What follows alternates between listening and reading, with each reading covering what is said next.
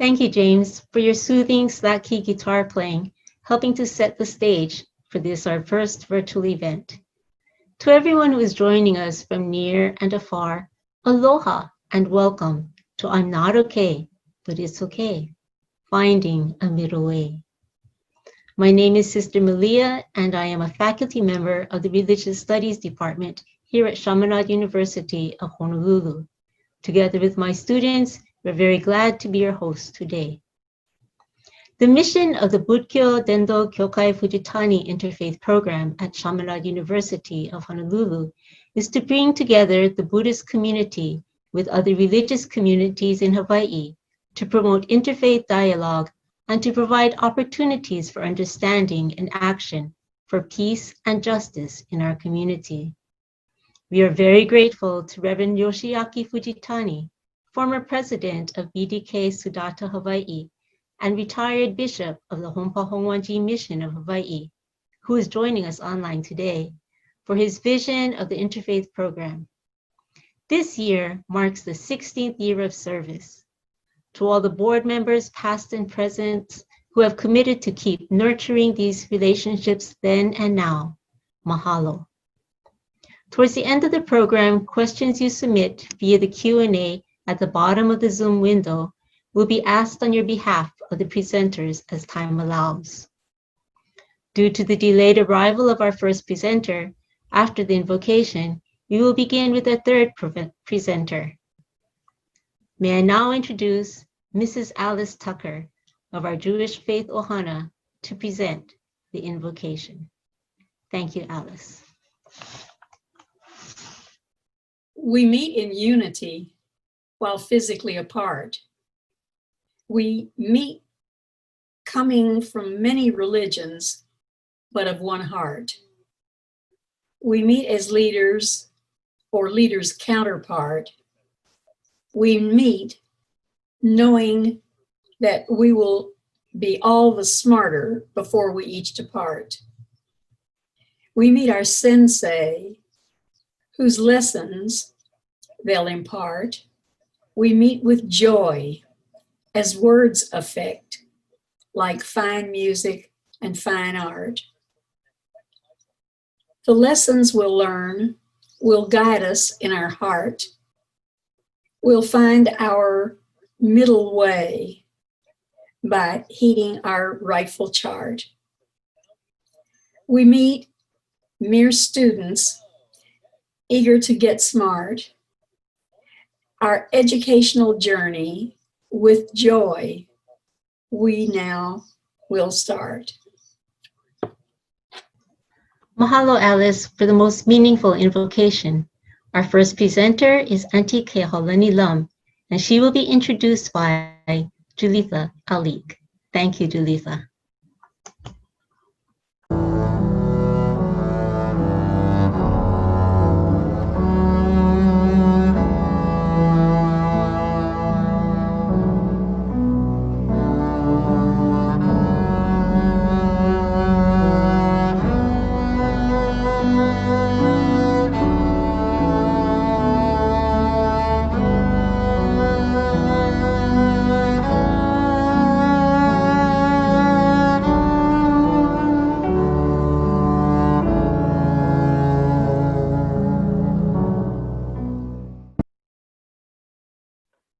I would start by talking a little about Aunty Kehaulani. And she is from Aya, Oahu, and is currently the president of Alihi Pauahi. Sorry if I pronounced it wrong, Hawaiian Civic Club. Her lineage roots run deep from Hawaii across the great oceans and continents, a great servant to humanity. The pandemic has found her more involved in the rebuild of the ancient Hawaiian fish pond called Loko Pa'au at Puloa, Oahu. And she is involved in many organizations such as the Living Life Source Foundation, Family Society, and many other organizations. Thank you. And then I would like to give it to Aunty Kehaulani Lum to talk. Mahalo, Julita. That was beautiful. You did good. If it's okay, I'd like to offer Oli to begin this day. It's Pule taught to be my teacher, Uncle Bruce Kehaulani, and handed down from his teacher, Aunty Morna Simeona. It's a pule that we offer before we go into the pond. The image is behind me. Ua mai au mai kapo iloko kama lama lama. Pau no ka ha ka mauliola. Pau no ka poho ke ka ele mawaiona i ke apau. Ka I ke kino I hona mea apau. Ka I au I ku upi ona anue nue mama waiona kai apau. Ka o mama o na mana o a me na mea apau. O wao no ka ho a me ka ha. Ka huna he luna ka makani nahe nahe. Ka hua huna o kumulipo. O wao no ka I.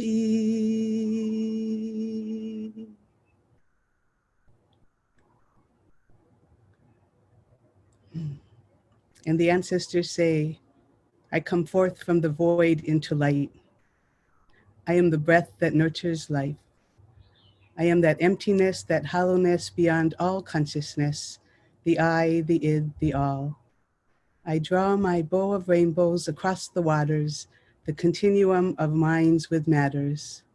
I am the incoming and outgoing of breath, the invisible, untouchable breeze, the undefinable atom of creation. I am the I. Aloha mai kako, aloha. I'd like to start by thanking the BDK-Fujitani Interfaith Program for your kind invitation. It's the first time I've done this kind of presentation, and I'm very grateful to you. Mahalo, Sister Malia, for your aloha, for these beautiful lei and handmade lei, but beautiful with loving hearts that grace us today. Mahalo. I feel that I'm close to you, even I smell and I feel you. Thank you. Mahalo, Julita, for your wonderful introduction and for all you are doing for your family and your community while you're studying there at Chaminade. And blessings to you.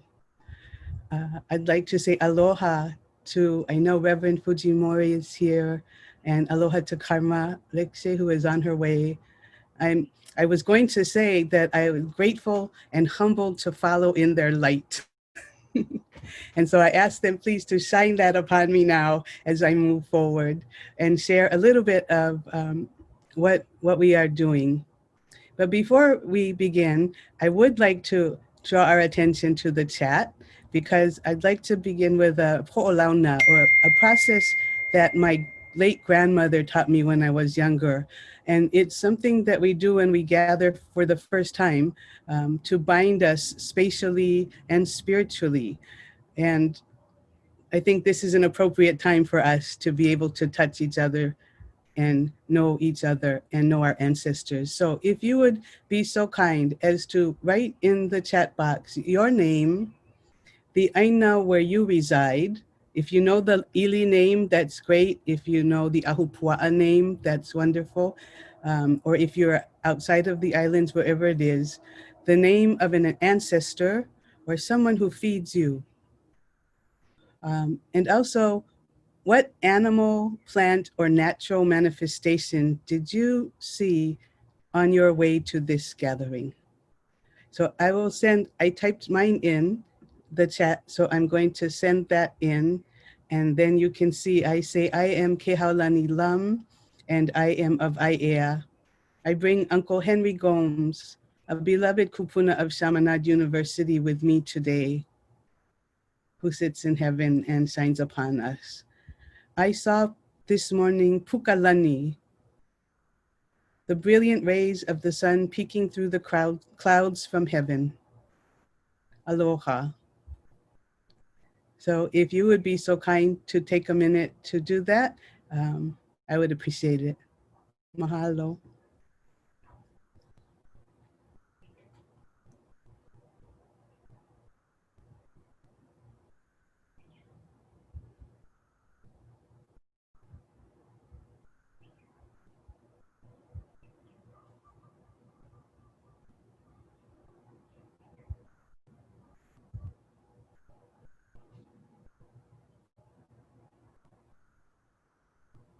Um,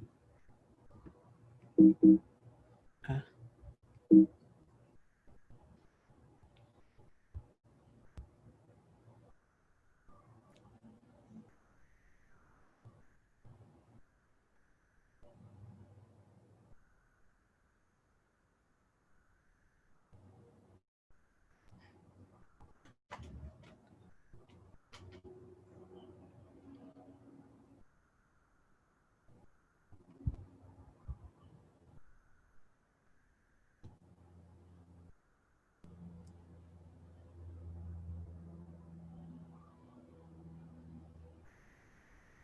Mm.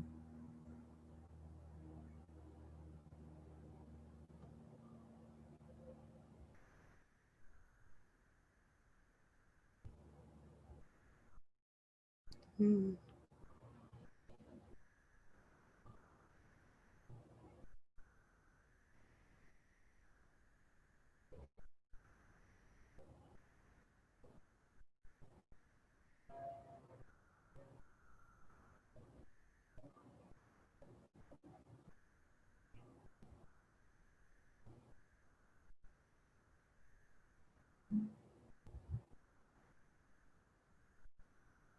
Mm.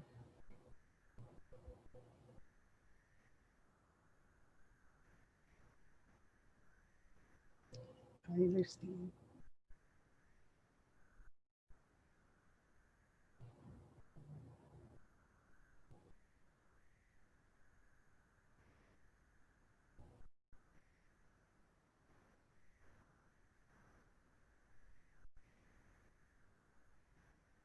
Hi, Richard.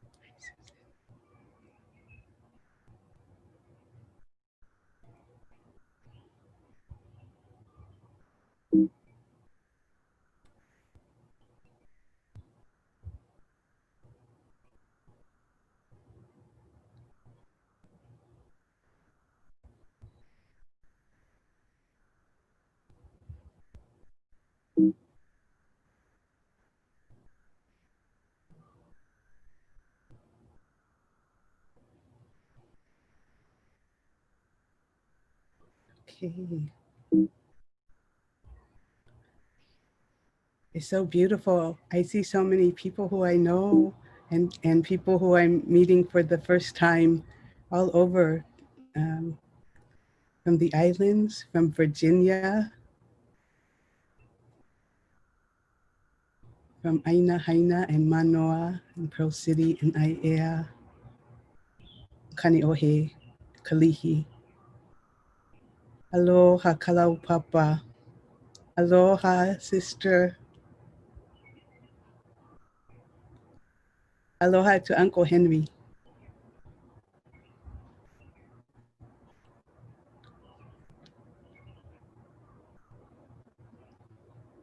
Mm.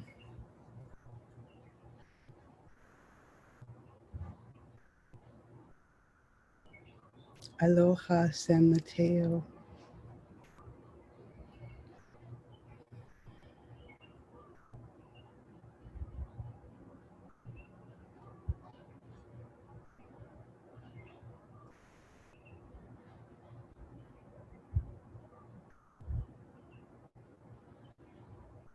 In California. Mahalo to everyone. I invite you to continue to bring forth as we move, but so grateful for all your beautiful sharings and for bringing your beloved ones with us this morning. Thank you so much. When we do this, we understand who we are and how we connect. And it's amazing to me that we see the same things in nature, many of us this morning. So thank you. And Kehaulani from Alawai. I'm not sure if it was mentioned. I think in the presenter's pamphlet that as president of Ali'i Pauahi, I assist with the stewarding of Loko'i'a Pa'ayao, which is located on the shores of Kalawao at Pearl Harbor. You may know it as McGrew Point. We've been doing this work for about 5 years now. But the work of restoring an ancient fish pond does not rest on the back of one single person. It took a loving soul to vision it and literally hundreds of hands to build it. In the practice of laying stone upon stone to repair over 400 years of shifting tides has changed very little since then. It is still done by hand, by strong and loving people who are committed to continuing and furthering this practice. I'm honored to be present today on behalf of the thousands of hands whose mana rests in the waters, and especially to lift the name of Mo'i Wahine Kalani Manuia, who built this pond. She was the queen of Oahu, the daughter of Kukani Loko, and she governed from this space over the entire island of Oahu for 60 years, in peace, no war. The next Mo'i Wahine to serve after her was our beloved Queen Lili'uokalani. Two very important mentors for all of us.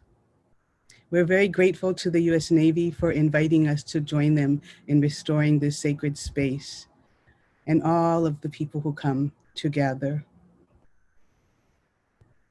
Today's theme of I'm okay, but it's okay are words that resonate deeply to Native Hawaiian people because they speak with wisdom and experience of generations who have survived great epidemics in these islands over the course of 200 years or more.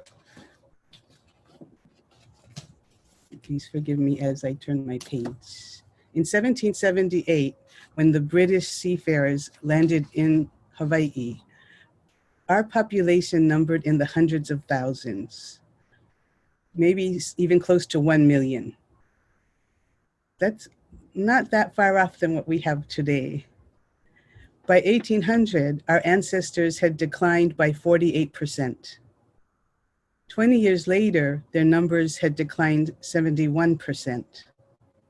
And by 1840, 84% of those who came before us had died from diseases for which they had no immunity. 84%. In the 1850s, the smallpox epidemic that blazed through Ewa, where my ancestors tended the lo'ikalo, took over half of the population away in only a few weeks.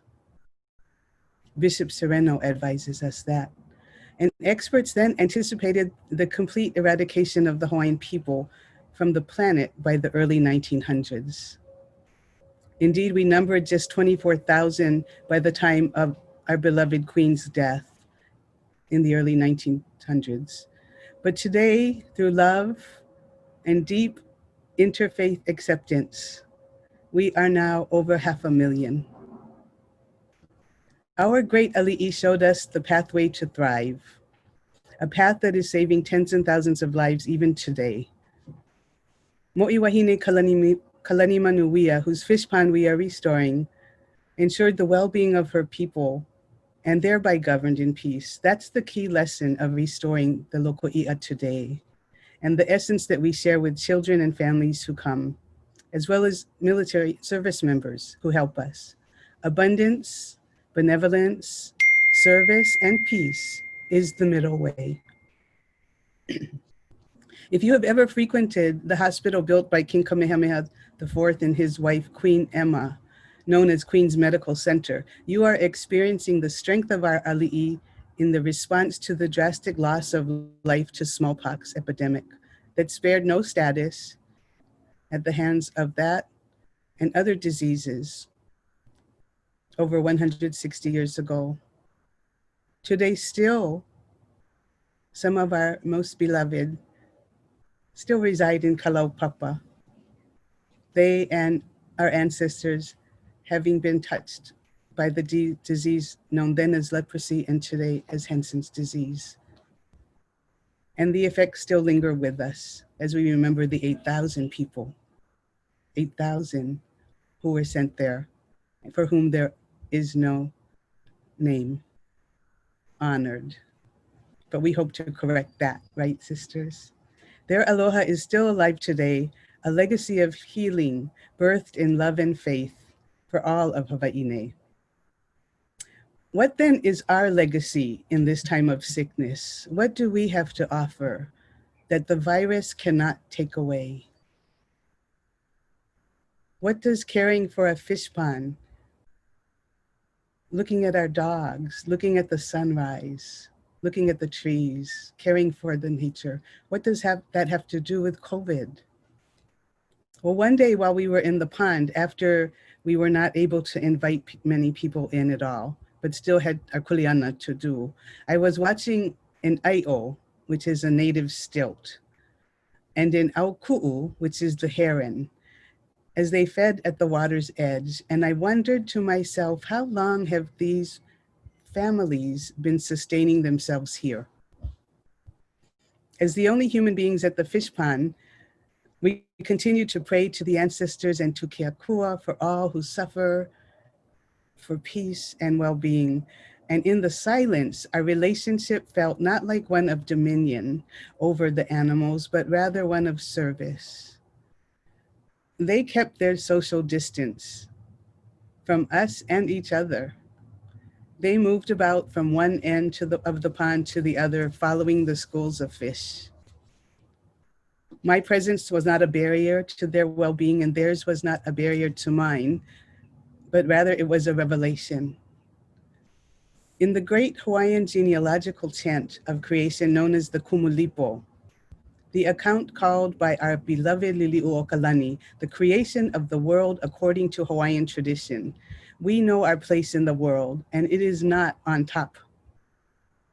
The Kumulipo is extraordinary, a lifetime of understanding for our greatest scholars, composed and chanted by memory, not written, in 1700 as a prayer of dedication for Ka'i'imamamau, also known as Lono i Kamakahiki, the father of Lili'u's great-grandmother.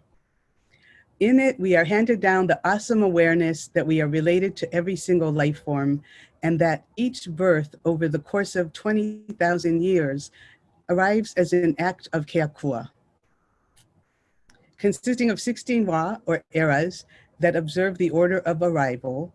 Lili'u translated this chant from Hawaiian to English and dedicated to all of us, because she envisioned a future where we may need to know this knowledge. We may need to have this remedy.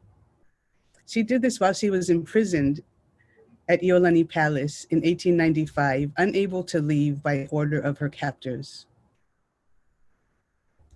And she translated it saying, the ancient Hawaiians were astronomers, and the terms used appertain to the heavens, the stars, terrestrial science, and the gods.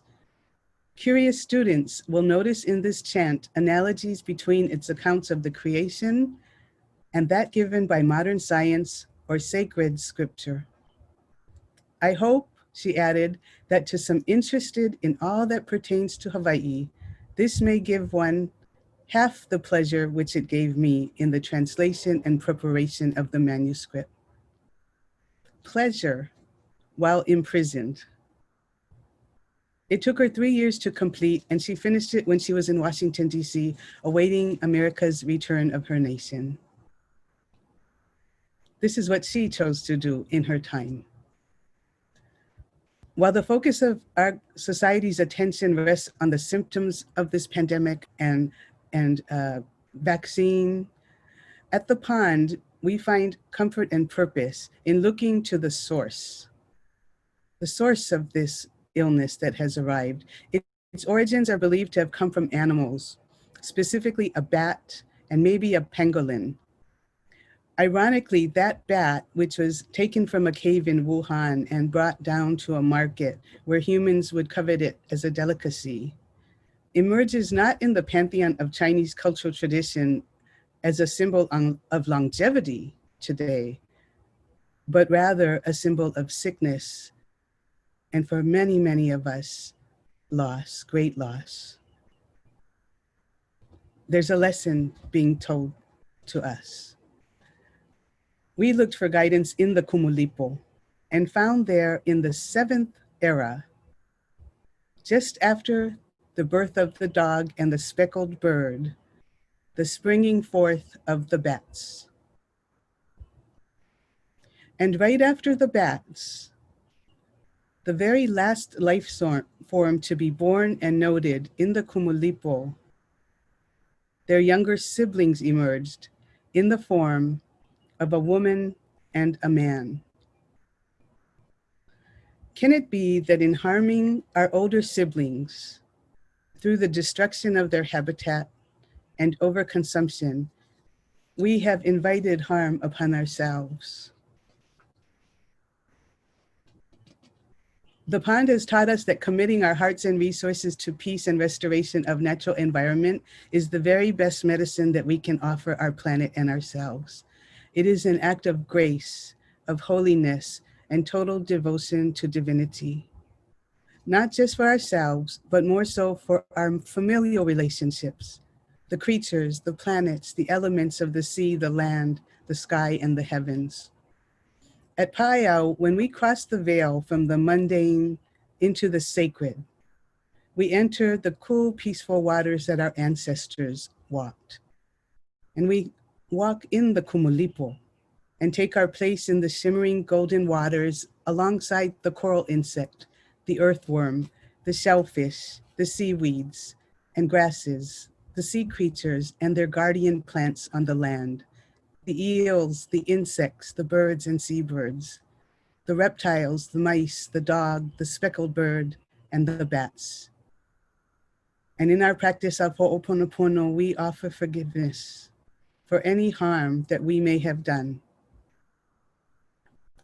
Mahalo nui loa to our Queen who preserved this cherished teaching for us as a panacea for our time to show us the path to being okay. I leave you with an inspiration from the first chapter translated in Lili'u's words.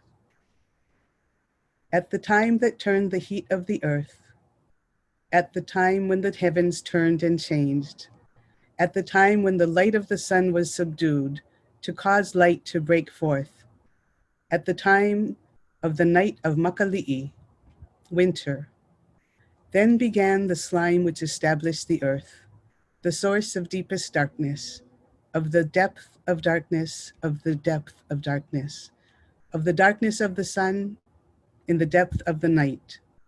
It is night, so was night born. And we say now that we enter in Hawaii tradition, the time of Makahiki. Let there be light. Mahalo and aloha nui loa. Please join us at Loko Paeao whenever you are free. Thank you, Aunty Kehaulani, for your sharing on the Kumulipo and for your invitation to join you at Local Pauahi. Our next presenter will be presented by Curtis Kolipano. Thank you, Curtis. So our next presenter is Reverend Noriaki Fujimori, and we'd like to begin with a quick, short video highlighting various aspects of his life.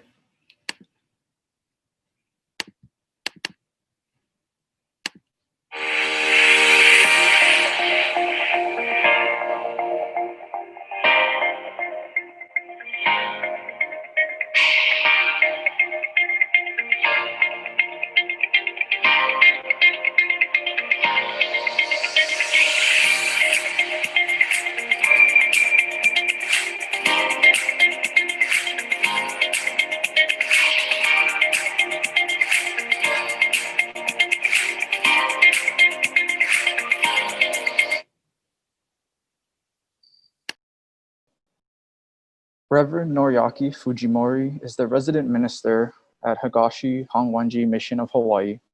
Born in Hokkaido, where indigenous Ainu people live, He has been involved in Higashi Hongwanji missionary work in many countries. During the pandemic, he has added organic gardening to the various environmental programs that he is engaged in. During his daily life, he likes to grow vegetables within his community, such as daikon, corn, okra, and tomatoes, to name a few. And as a Reverend, he is very passionate about spreading awareness on a variety of topics and issues, teaching others about Buddhism, and studying.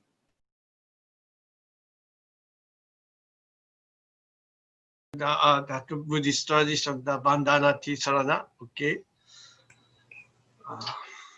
Buddhan saranang gacchami, Dhamman saranang gacchami, Sanghan saranang gacchami. I go to the Buddha for guidance. I go to the Dharma for guidance. I go to the Sangha for guidance. No. Thank you, Curtis and Keanu, for your kind introduction. I enjoy listening and watching to you both. Sister Maria and Professor Regina kindly brought to me this beautiful lady. They are so beautiful, aren't they? Thank you. Thank you so much for inviting me to BDK-Fujitani Interfaith Program today. I pay my heartfelt respect and great gratitude to those who worked so hard for making this program possible. I believe that the reason that the staff worked so hard to make this program is that they are worried about our current way of living and all wish to make our world a more peaceful place. Thank you so much for making this meaningful program. As we are encountering COVID-19 this year, I have developed many worries and fear in regard to our current time of coronavirus. Do you have any fear? If so, how can we deal with fear? Can we take this crisis as an opportunity to find a solution to our worries? I propose that we need to seek a new way of living. Did you find some new ways to live with coronavirus? So today, I will talk about how we can deal with the fear, and I will share what I discover about the new way of living with you. I think that important to bring up because my fear was disciplinary. Firstly, our fearful feeling often come from our understanding of the coronavirus. How can we understand encountering the coronavirus? It is a catastrophic encounter. We are unlucky people who are born in a very bad time. Why did we have to encounter this virus? We would like to complain, even though I can accept this adversity as unlucky, unfortunate, or fear still occupies my mind. A Buddhist master, Shinran, teaches us how we can face the adversity we encounter in the following poem. Abstractions of karmic evil can be turned into virtues. It is like the relationship of ice and water. The more the ice, the more the water. The more the obstruction, the more the virtues. Shinran guides us in how we can understand our encounter with the coronavirus through this poem. As I said, I tend to understand that this encounter with the coronavirus is to meet up with abstractions that can break my happiness and cause fear. However, Shinran teaches us that the virus is not just an obstacle, but problems may be transformed into something of virtue, symbolically transforming adversity into gold or diamond. In other words, this is an opportunity for ourselves and humanity to develop virtuous new ways of living. This is in turn deepen our compassion to better fit the new modern world. The Buddhist master Shinran teaches us that encountering adversity is not always a bad thing. Rather, it is a chance to discover a treasure we never knew we had. So Master Shinran guides us to see that the coronavirus is not a bad thing, but an opportunity to find a true way of living. Secondly, where does our fear come from? We talk about how long the coronavirus will last and when we can return to normal life. Will it be next summer? Maybe it will take one more year. What will we do trying to solve the problems like these, considering the current circumstance, usually generate more fear. The fear I create so easily in my mind is actually a preoccupation with what is going to happen in the future. Thinking about the unknown future may cause anxiety and lead to a sense of hopelessness rather than hopefulness. This way of thinking creates a delusion in my mind that is based solely on fear and has nothing to do with reality. No one knows what will happen in the future. However, Buddhism guides us to live our life right here and right now, instead of thinking too much about the future. We are always preoccupied to pursue our goals.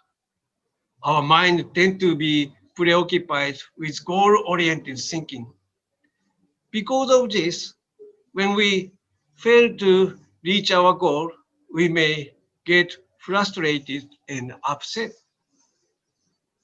I know I am the one who tend to focus on the future, forgetting about the here and now. Sister Maria, Professor Regina, and university students and BDK staff worked so hard to prepare today's program. I hope that they were able to enjoy making this program while not thinking too much about finishing the program like me. Like the school teachers, students, ministers who have many projects are always setting goals. So we are easily preoccupied with the future.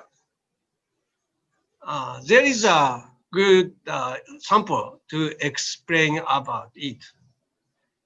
It is a difference between Japanese Kyudo archery and Western archery. Western archery's goal is to hit the target. This goal is in the future.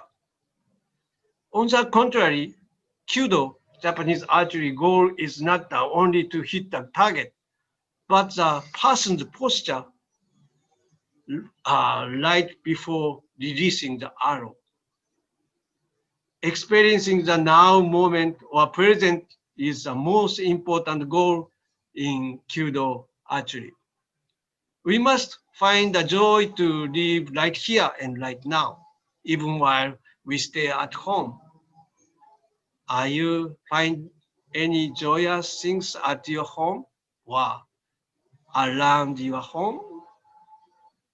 Instead of spending too much time thinking about the future, there are many activities that one can find around the house that could bring you back to the present moment. I found something around my home. One of them is working in the organic vegetable garden. You can see my background every day. Nature relieves some stress and helps to focus my mind on what in front of me. A beautiful plant that I am tending. The present moment is a beautiful moment that you can access to. Since COVID-19 appeared, we have a problem with our social relationship. We tend to avoid contact with others. In such a world, Buddhism guides us in how to connect with others. The teaching of Buddha encouraged me to connect with those who have feeling of fear as I have. Recently, I received a few letters from some Kupuna elderly people. I was so happy to receive these letters. And I also sent back them to later. I realize now we can talk over the phone instead of visiting, and we can describe any fear we are feeling without hesitation. When we speak with the elderly or those who live alone, we have many tools to connect with the loved one, and all of them offer practice for living an interconnected life. We can use the phone, letter, email, and text to stay connected with others. Lastly, I will share with you what I discover about the new way of life. It is today's theme of the middle path, middle way. Why does the coronavirus appear in this world? Have you ever asked the question about yourself? Who am I? Who are you? I strongly believe that the coronavirus wants to ask, who am I? Who are you? Let us bring our answers in front of the coronavirus in order to live in harmony with the virus. How about this famous saying, I think, therefore I am, by Descartes, the French philosopher? I do not think that the answer creates a peaceful relationship between human beings and the coronavirus. Instead, Descartes' answers lead to a greater divide with our relationship and our connection with nature. In a way, Descartes says, indicates that we are at the center of our universe. It looks down on any living beings that are not human. So I strongly believe that coronavirus does not want to get this old-fashioned answer. There are three things I can share to find the answer of who am I in the time of coronavirus with you. First, as Kupuna Kehaulani just shared the Hawaiian wisdom with us. The Hawaiian tradition teaches us who we are. I'm sure that coronavirus loves the Hawaiian tradition answer to who I am. I used to have a program between Hawaiian and Ainu people in Hokkaido, Japan. I did the program for 12 years in Hokkaido, Japan, and Hawaii.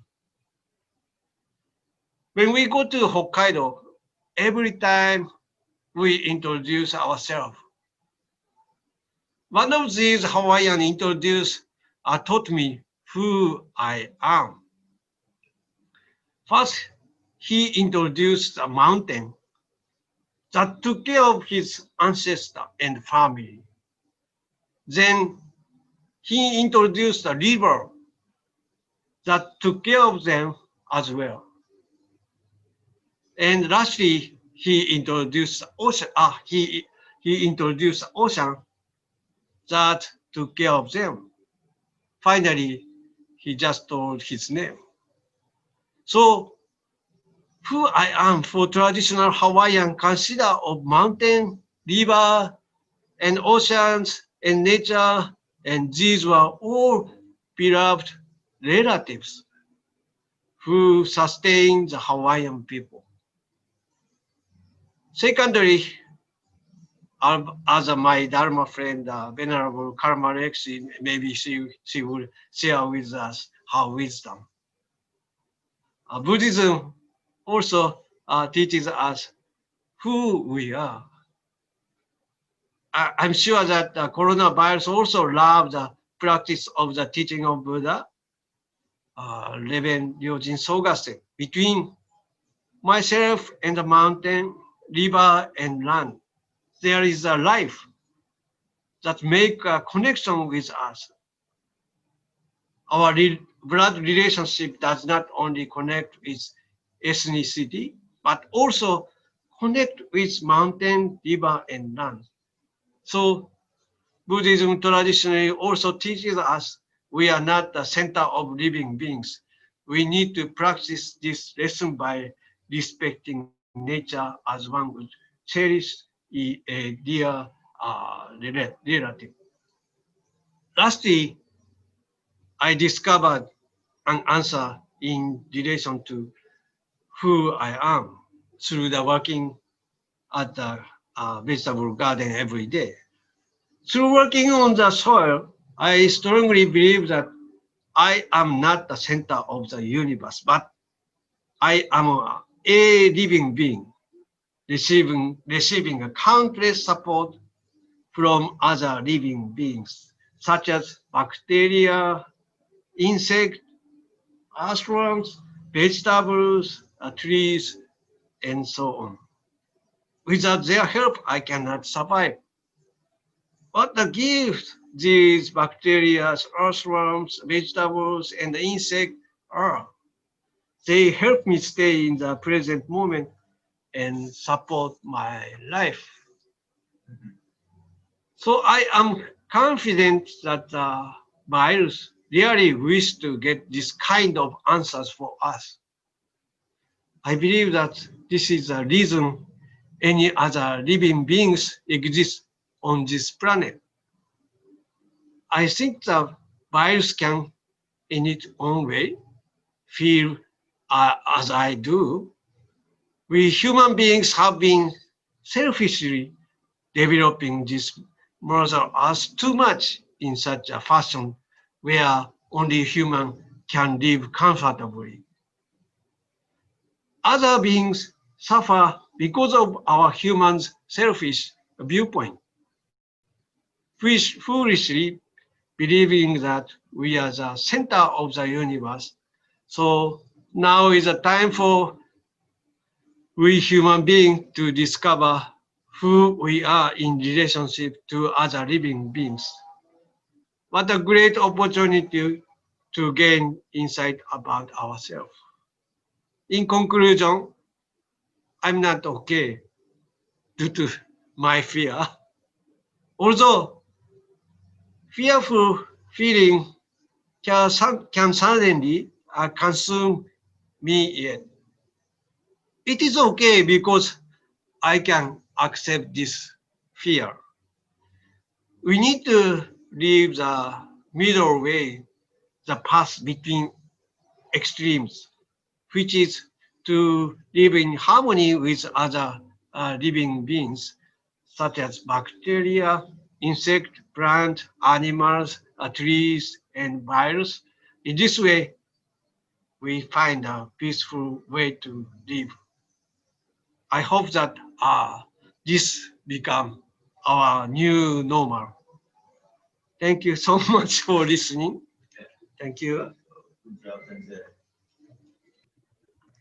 Our final presenter has arrived and will be presented by Brandon Yasui.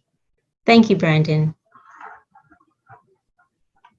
Okay, our next guest speaker will be Lekshe, Karma Lekshe Tsomo.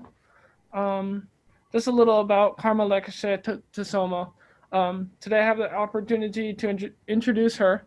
Lekshe Tsomo is a Buddhist nun, a scholar, and a social activist. She is a professor at the University of San Diego, where she teaches Buddhism and world religion. She has traveled around the world, meeting new people and spreading compassion and happiness wherever she goes.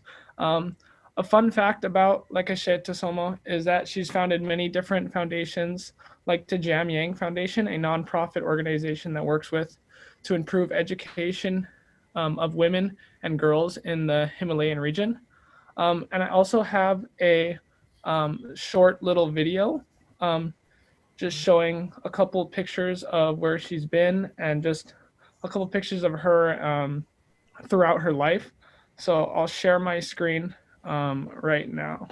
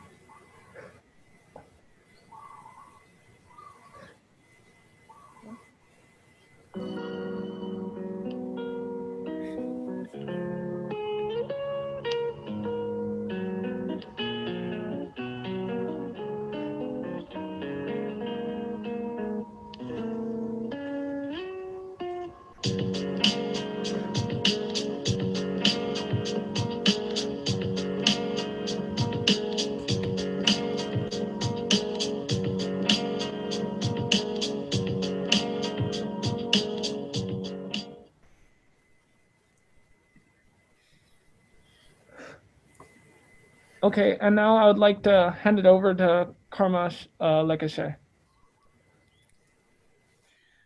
Aloha, everyone. First, I must offer my sincere apologies for coming in late. I had a talk with a Zen group in Santa Barbara, and I was sure that this talk was at 3 p.m., so I really apologize. I'm going to owe Sister Malia many shave ice to compensate for my my failing. Really. I guess I'm just so in the present moment, I completely forget about the future. Now, that's just an excuse. Sorry for the inconvenience. And I'm really happy to join you here today for this topic.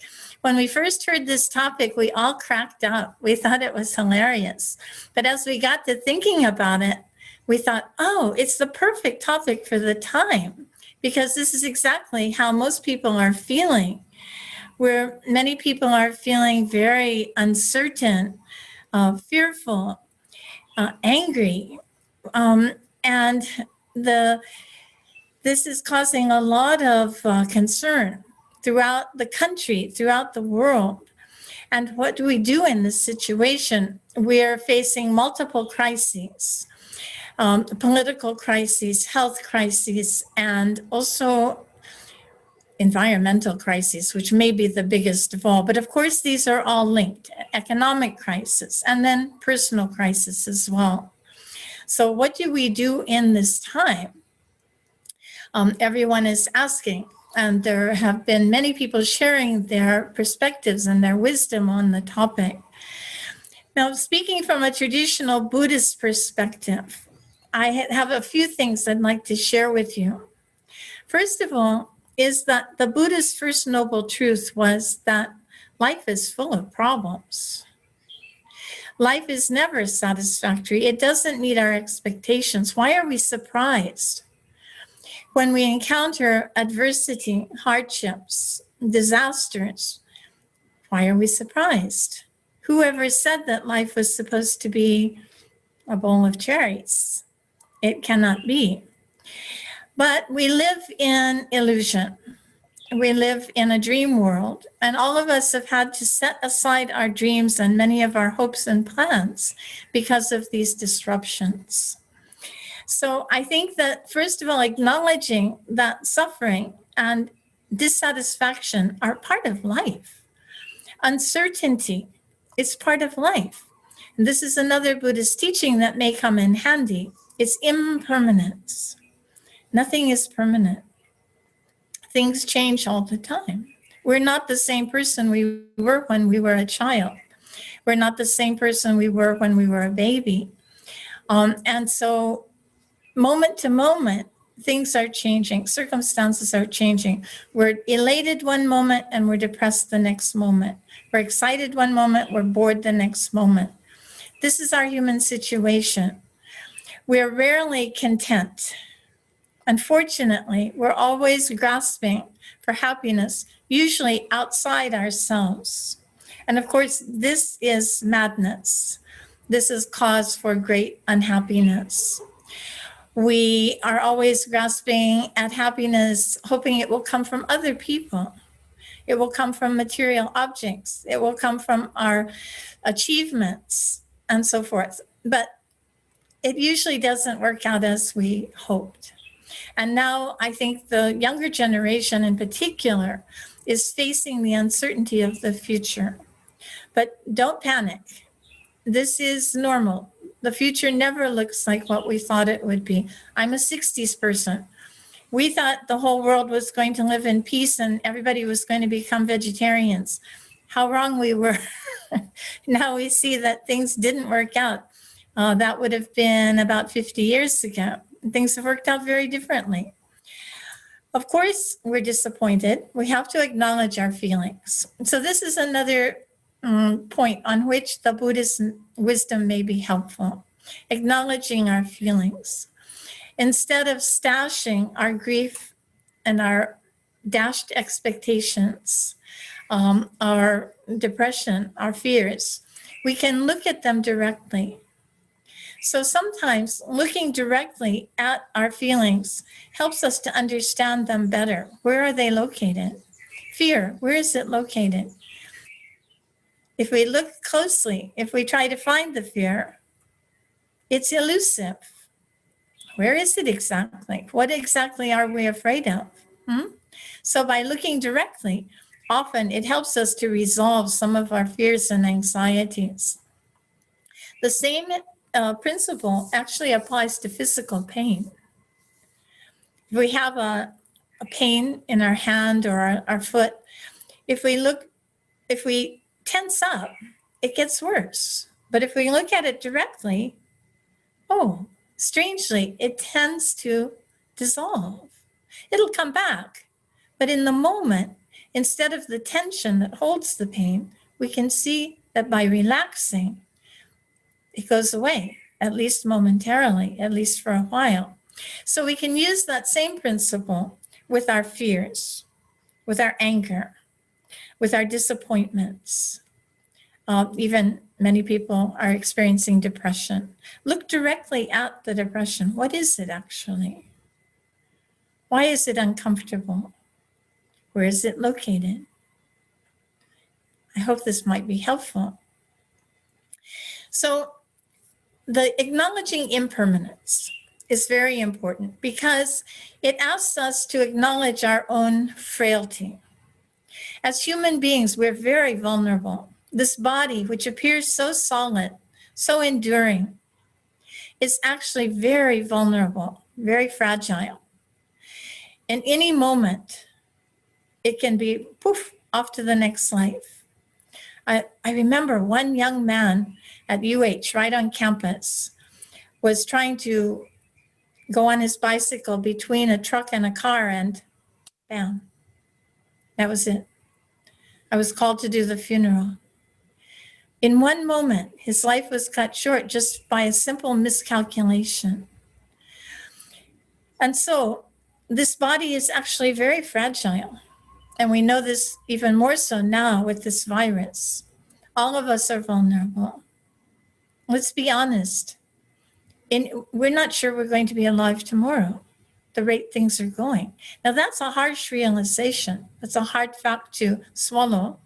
And yet it may really inform the way we live our lives. So acknowledging the impermanence of life and the fragility of our bodies, we can actually rest content in the present moment, set aside all the fears, and completely be content in this moment.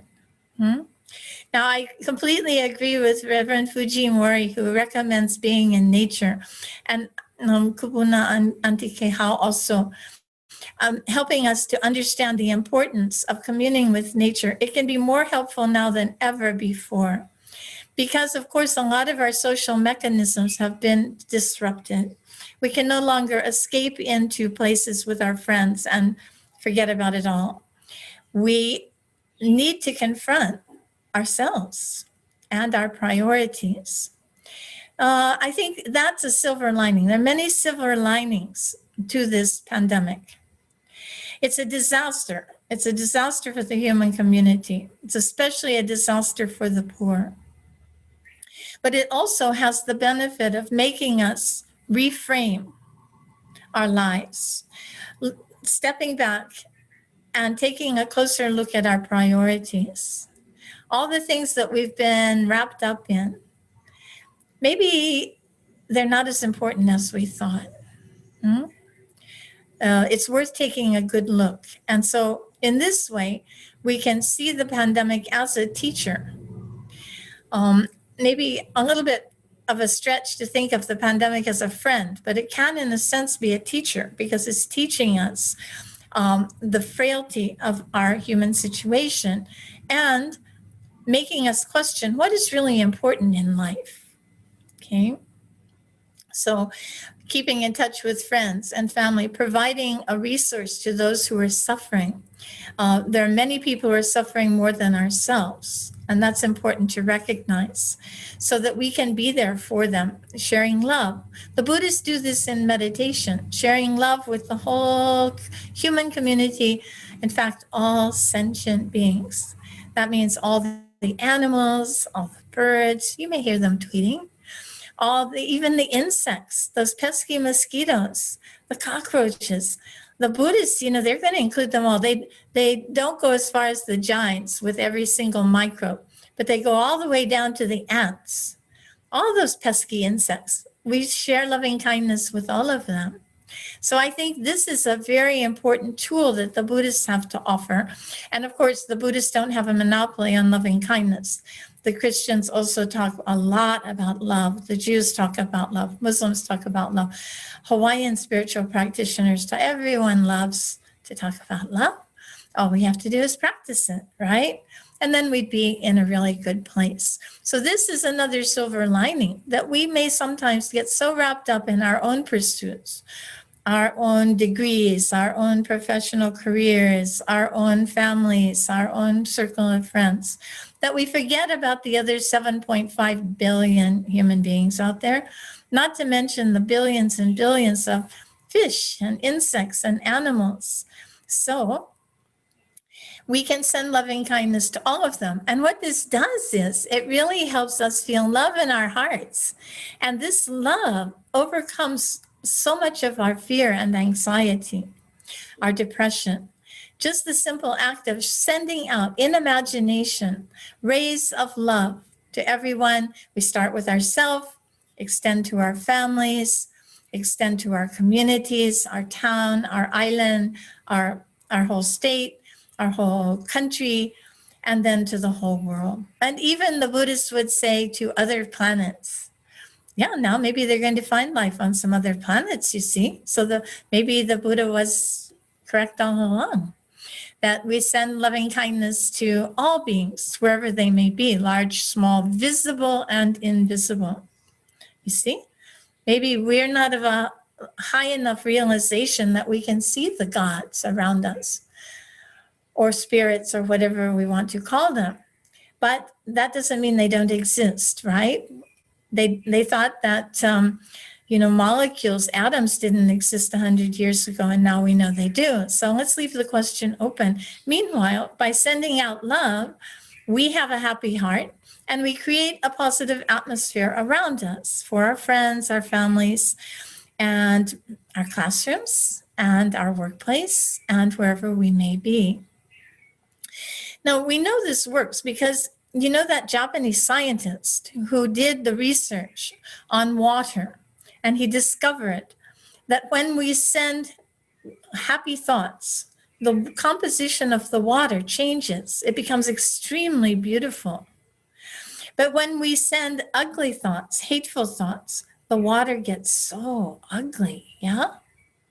So it's a kind of a scientific verification that thoughts matter. The thought forms that we send out do affect not only ourselves, but others as well. So that's an important thing to remember too. We all tend to get lost in our world, especially now, but let's try to keep it in perspective. So now that's another tool that the Buddhists have to offer, which is to keep things in perspective. At present, we are obsessed with ourselves. It's delusional. We're only one of 7.5, maybe by now 7.6 billion human beings. And yet, who do we think about all day? From morning to night? If we're honest, they even call him number one, yeah? Looking out for number one. Who's number one? I. So this obsession with I, me, mine distorts our thinking.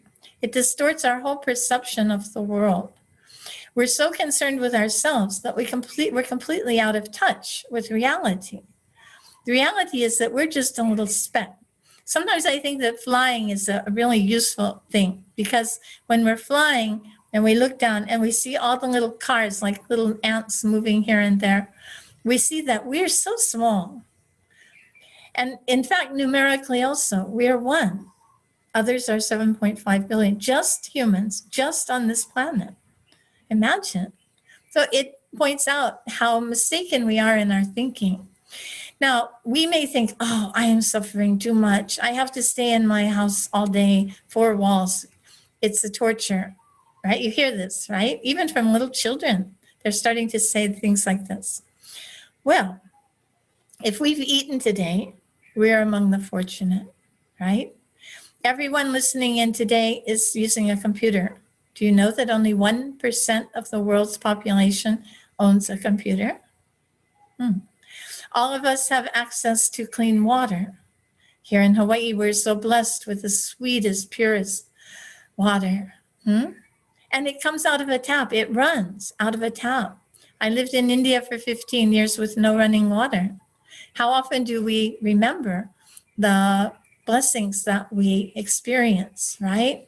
We have access to fresh food and so many other things, technologies, and not to mention our friendships, our human relations, and so forth.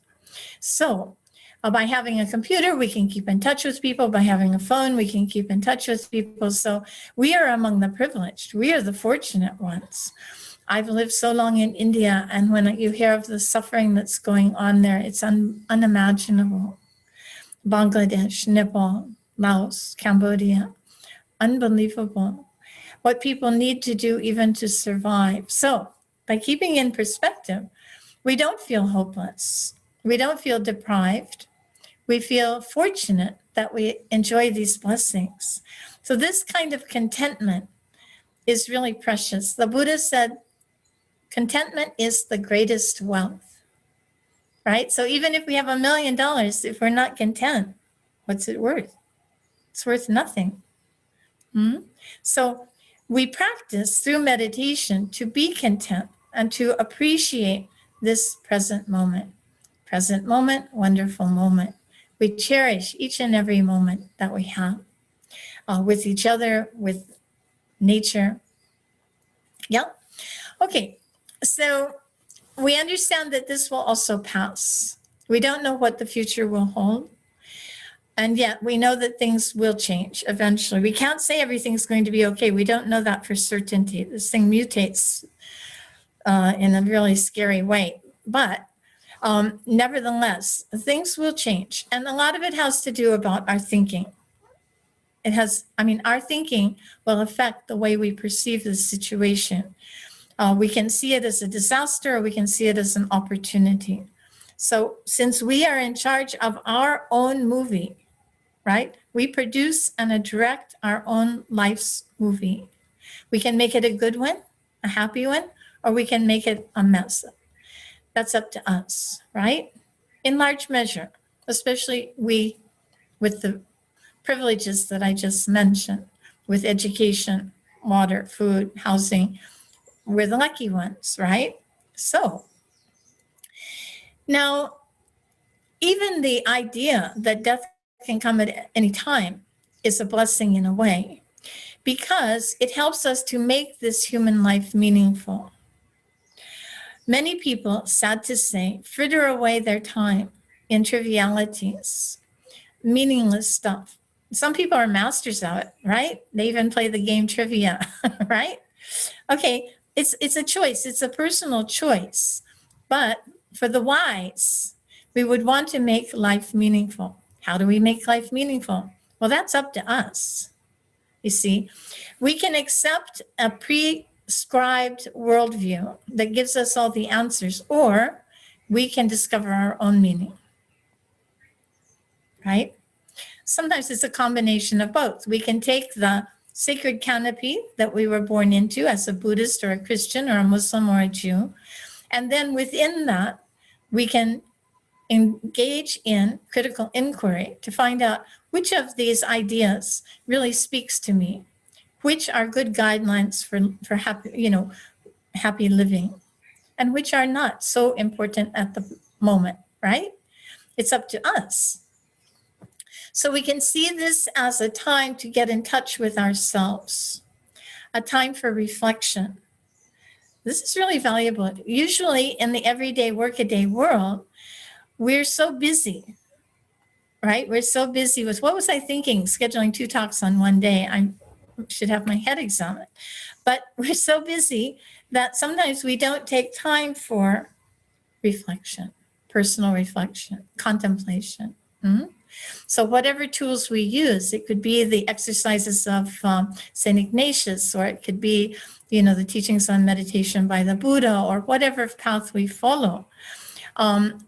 We can use these tools now. We have time. We have more time than before because we can't go out and party.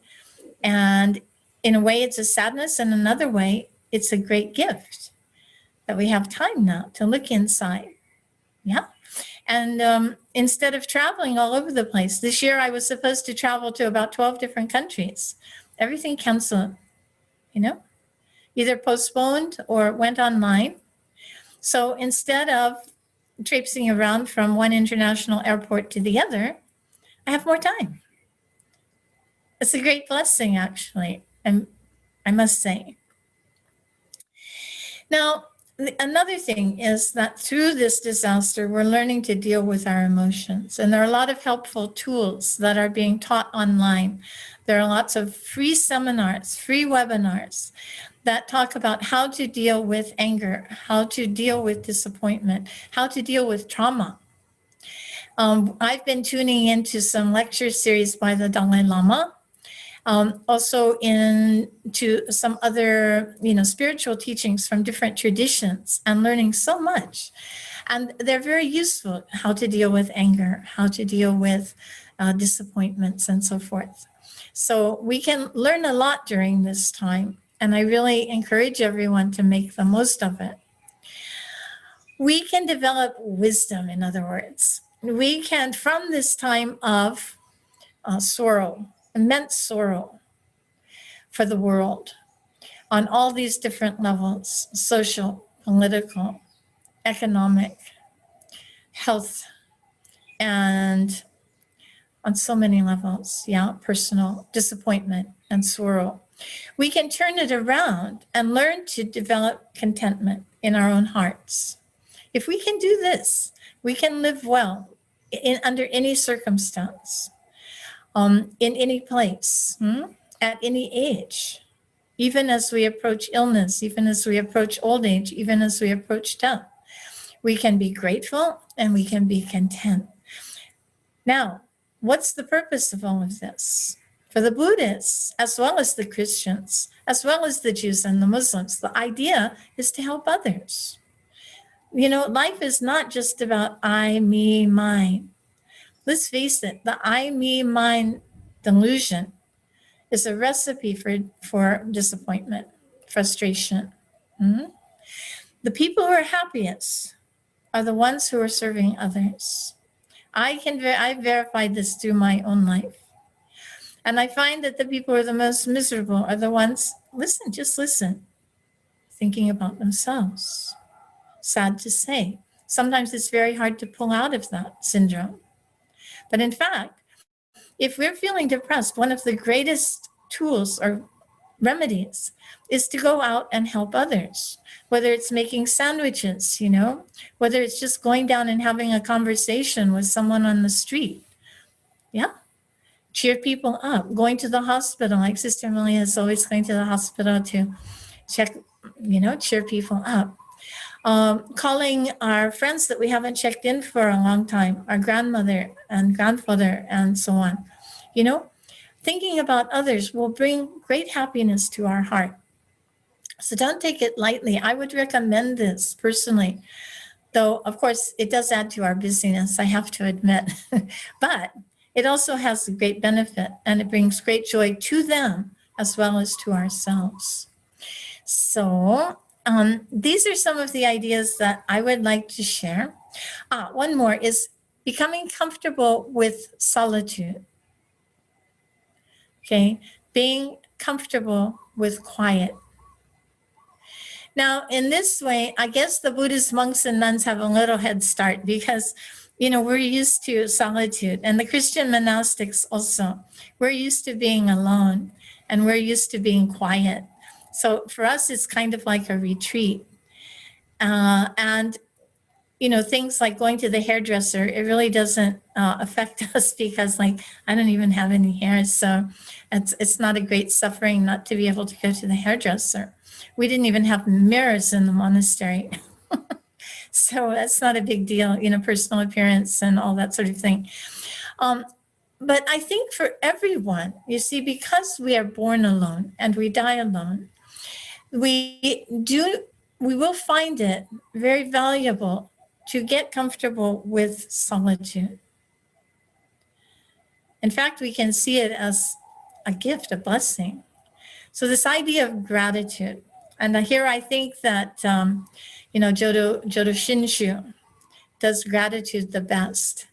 They're constantly reminding us to be grateful for our lives, and for every blessing that we receive.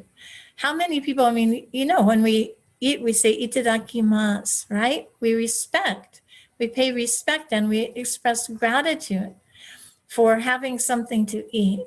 This is so beautiful. So beautiful. It's become a custom in Hawaii. Everybody's itadakimasu, right?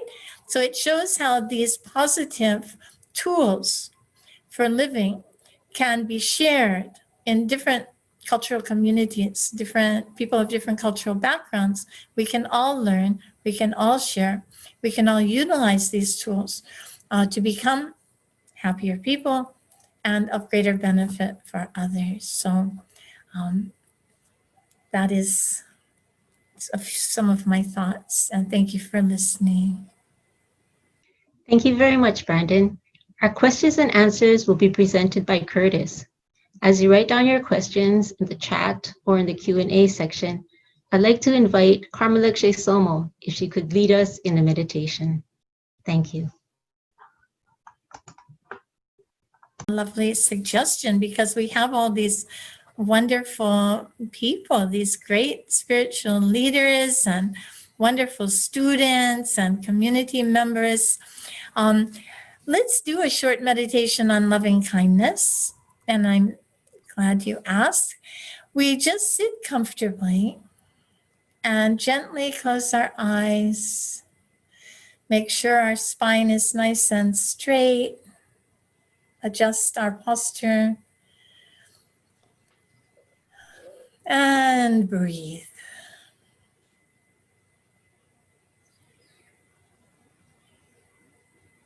Take a few gentle breaths, just natural respiration out and in.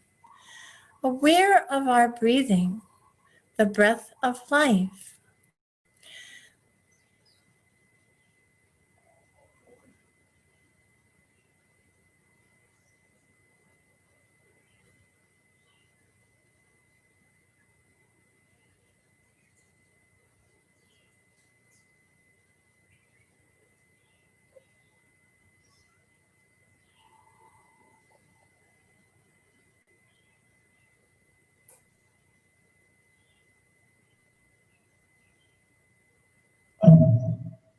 And then we imagine loving kindness filling us completely from head to toe.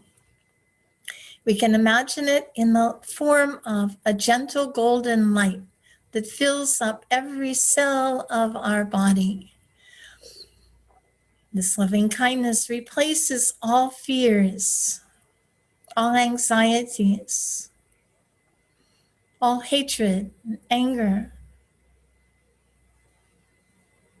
It's a sense of complete happiness and contentment.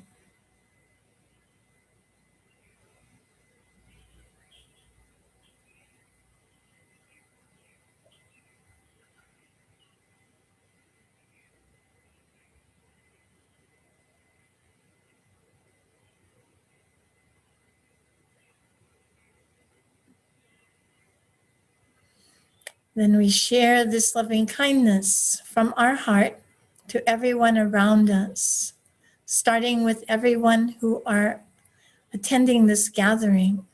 Imagine all of them also filled with this gentle light of loving kindness.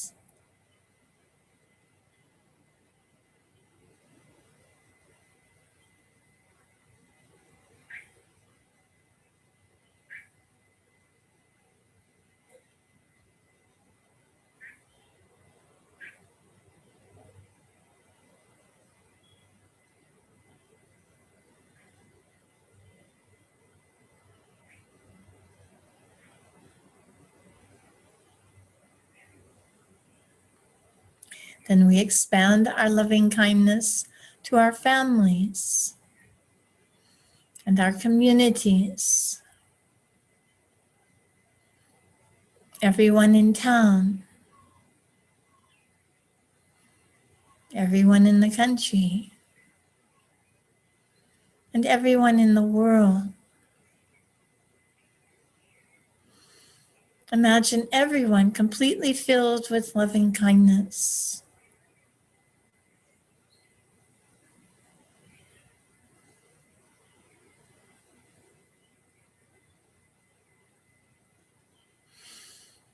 Including the animals,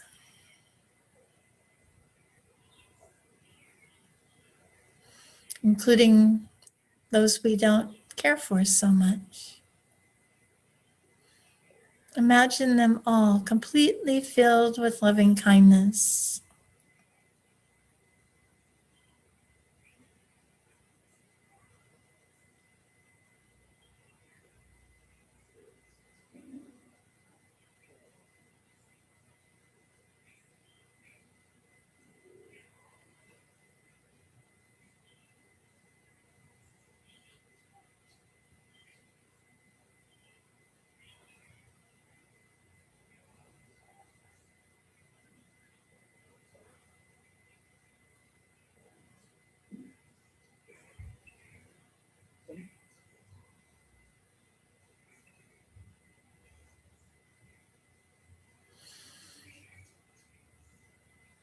May all beings be happy. May all beings be peaceful and at ease.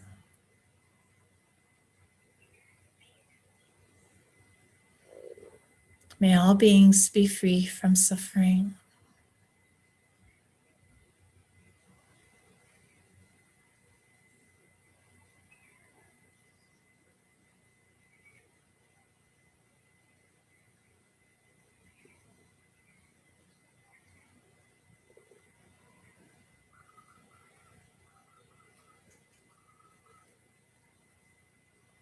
Thank you.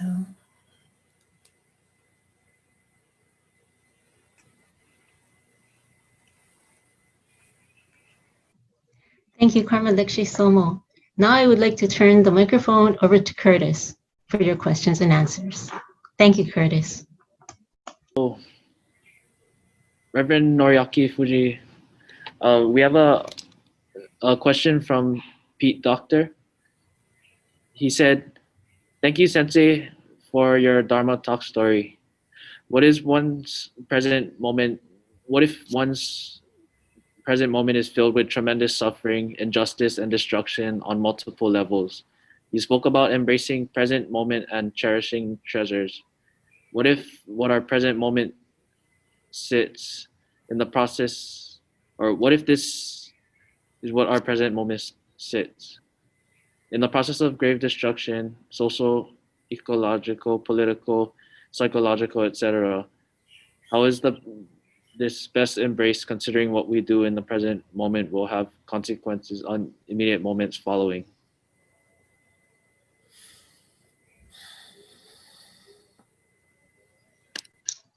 Thank you very much for asking. Can you hear? Yes. Okay. So that talking about present moment, I'm the one that difficult to always thinking about the project. What should I do? What are many things I need to do? But the repeating the maybe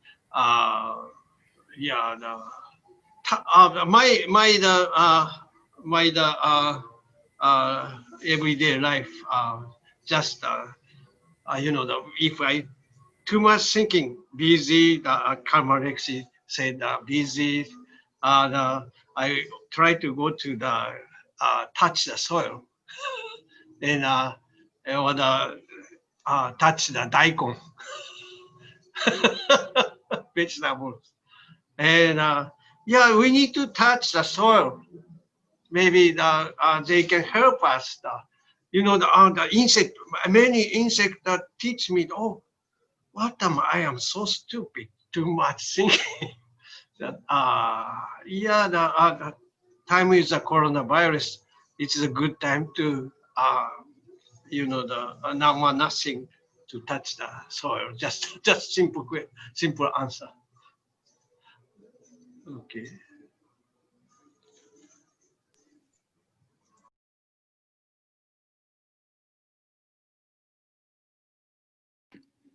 Thank you, Reverend.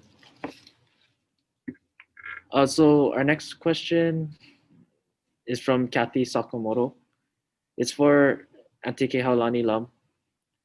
So is there a place where we might find the Hawaiian and the translation of the Oli that you chanted? Aunty is in quotes because I think I may be older than you are, not wiser or more educated for sure, but just older in years. Mahalo. Aloha. Yeah. There is. This is how the Kumulipo looks that Lili'u Okalani. Yeah, it's a book that you can purchase in English. But you can also go online because that is from Aunty Morna Simeona. And there's a website of her foundation that she created. The foundation of, I call it E. And I can find that link for you. But if you Google it, they actually give you the permission to use that and some other prayers as well. And you can just download it and print it. Let me see if I can find that.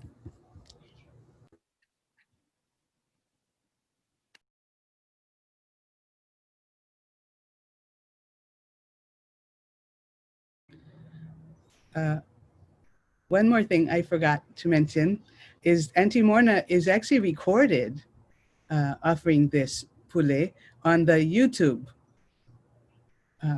And so you can actually Google Morna Simeona, Ovau no Ka'i. Many people are offering these pule, but there is one just of her that someone was able to find and put up on the YouTube. And it's her voice.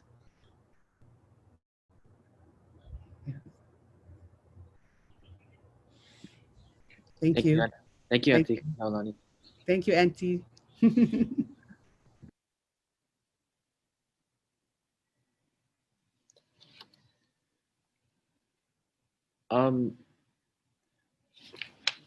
We have a couple questions, but they're not specified who it's for.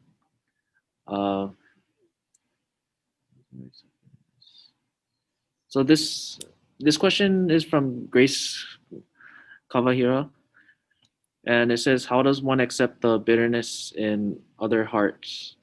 This past election period has ripped people apart. What can each of us do to understand each other rather than attack one another to be at peace?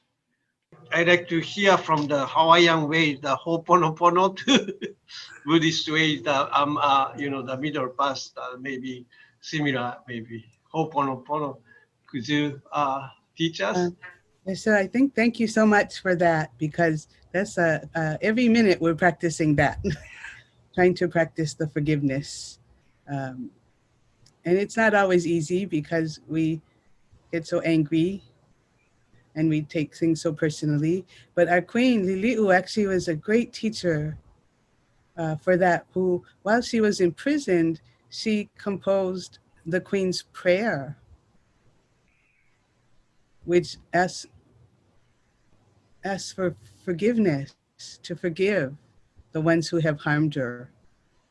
And I think, and of course she is a devout believer in Jesus Christ and God, and follows that practice of forgiveness. So Ho'oponopono, the practice of making right. There are many different practices, not just one way, just as in all spiritual practices, but the practice of making right in the teachings of Aunty Morna begin with ourselves and our relationship with others and our ability to impact others and to cause harm. And so we ask for forgiveness always and connecting to peace in that way. It could be every minute we're asking forgiveness through the pule. You know, the kupuna, I was blessed to be raised by Manaleo, grandmother. That was her language, Hawaiian language. And they were very faithful, always praying. I mean, like constantly in prayer. And every day asking for forgiveness, very humble, not saying anything aggressive to other people about it. And at the church that I was raised in, which is Hawaiian Pentecostal Church, believers in the spirit, the divine spirit entering us and offering.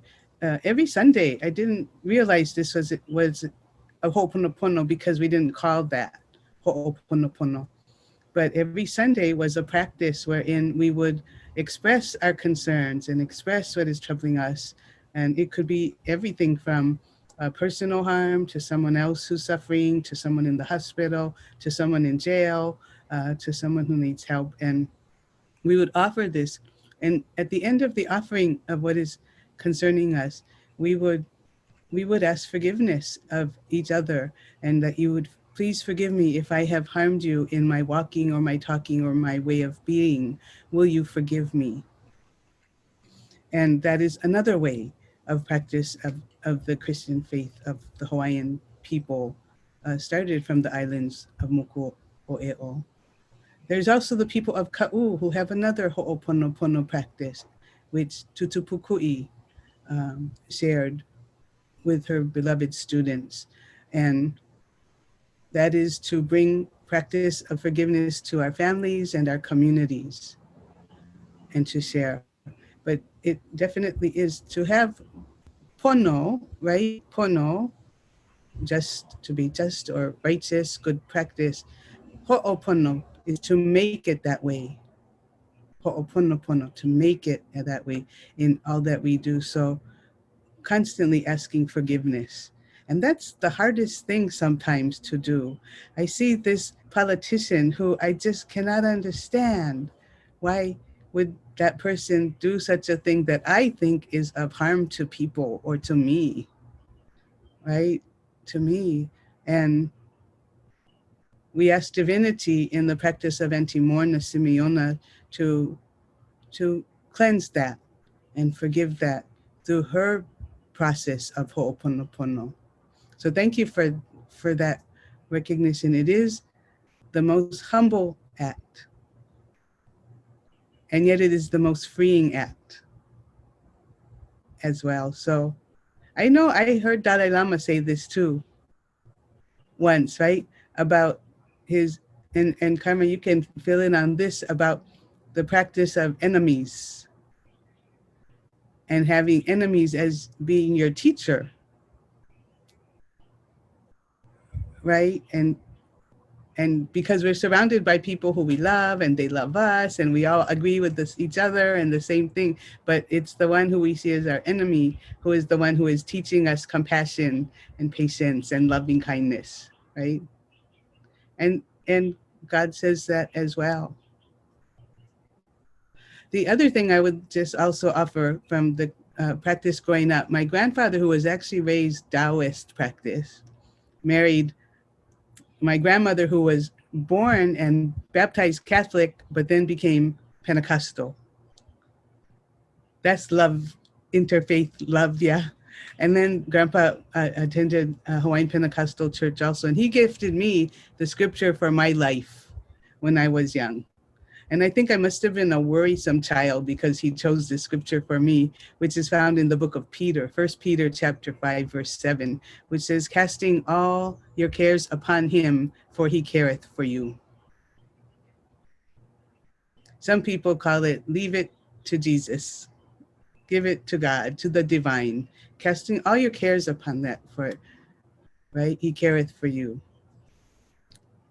And remove ourselves from that realm of anger or hatred. Yeah, and practice aloha every minute of every day. Mahalo. Mahalo. Thank you to all of our speakers for answering questions. Thank you. We do have time for one more question. So this is from Ernestine Inomoto. Thank you to all our wonderful speakers. Each one has invited us to consider ourselves within the much larger context than our immediate selves. Could each of you speak about our spiritual, blood, and land ancestors and how we might connect more deeply with them during this time? Yes, well, I've been connecting through our land out in the country. We have 5 acres where we're building Lai Peace Center. And like Reverend Fujimori, I've been connecting with myself through the land. And we were so fortunate that Aunty Kehaulani came out with Uncle Bruce one day and shared prayers and blessings on this land. So, you know, it's quite a controversy where, you know, white people come and take the lands and so forth. And I was really grappling with this idea, you know, am I an interloper? Do I have a right to be here? And Aunty Kehaulani was so gracious. She confirmed that, in fact, by caring for the land, Amalama Aina, that we were acting as stewards of the land, not in the sense of an ownership kind of idea, but we were there to help regenerate the land. So I felt deeply connected to the ancestors. She actually did the research and found the land document, which granted our little piece of land to Kamana Nui way back in the 1800s. And we felt such a sense of connection. No matter what went on with Dole Pineapple in the meantime, this land has a deep history with the Hawaiian people. And here, now we can serve as stewards. So every day when I plant, papaya or plumeria or Hawaiian healing herbs or whatever, I feel this very strong gratitude and sense of connection. So that's been very helpful during this time. Thank you.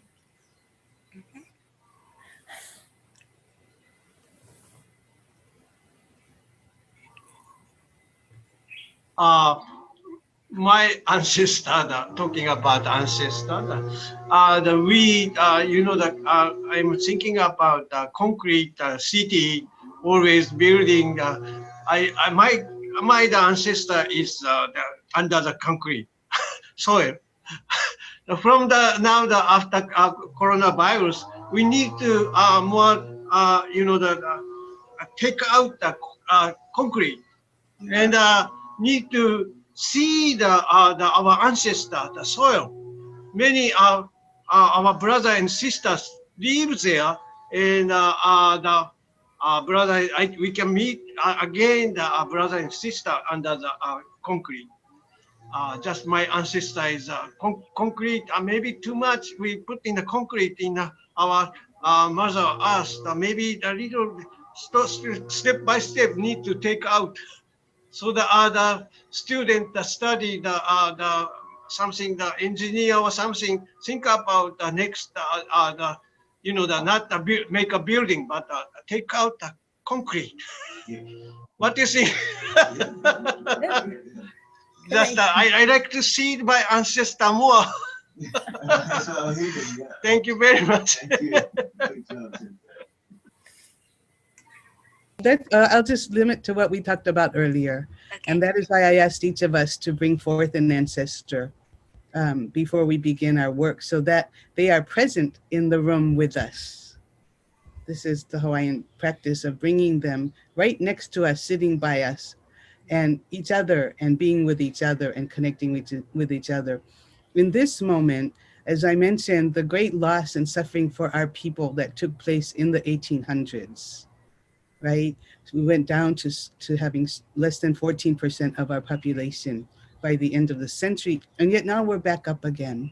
So what does that say is we look back to see that we are descendants of the strongest among them. They were incredibly resilient. We don't know exactly how they did that, but they survived, definitely through faith and practice. And we bring it down to us and remind ourselves, we are future generations' ancestors. We are the ancestors. And everything that we do now lends to them. So I understand what Reverend is saying about wanting to see more his ancestor. It is the same as wanting to return to the kumulipo and the practice of honoring all of God's creations that came before us, so that we can be carriers of that light again forever and ever.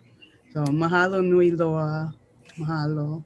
To all of our panelists for sharing their wisdom and experience of finding the middle way when feeling that I'm not okay, but it's okay. To all of you in our audience, to the student presenters and moderators, and to the BDK-Fujitani Interfaith Board, my deepest mahalo. In closing, I would like to leave you with some questions by American dancer and world music musician Gabrielle Roth. When did you stop dancing? When did you stop singing? When did you stop being enchanted by stories? When did you stop finding comfort in the sweet territory of silence? Persian poet Jalal al-Din Rumi encourages, do not worry if our heart breaks. Thousands more will appear. We have fallen in the arms of love where all is music. If all the harps in the world were burned down, still inside the heart, there will be hidden music playing. Do not worry if all the candles in the world flicker and die. We have the spark that starts the fire. The songs we sing are like foam on the surface of the sea of being, while the precious gems lie deep beneath. But the tenderness in our songs is a reflection of what is hidden in the depths. Stop the flow of your words. Open the window of your heart and let the Spirit speak. Aloha, and mahalo for joining us again. Take care.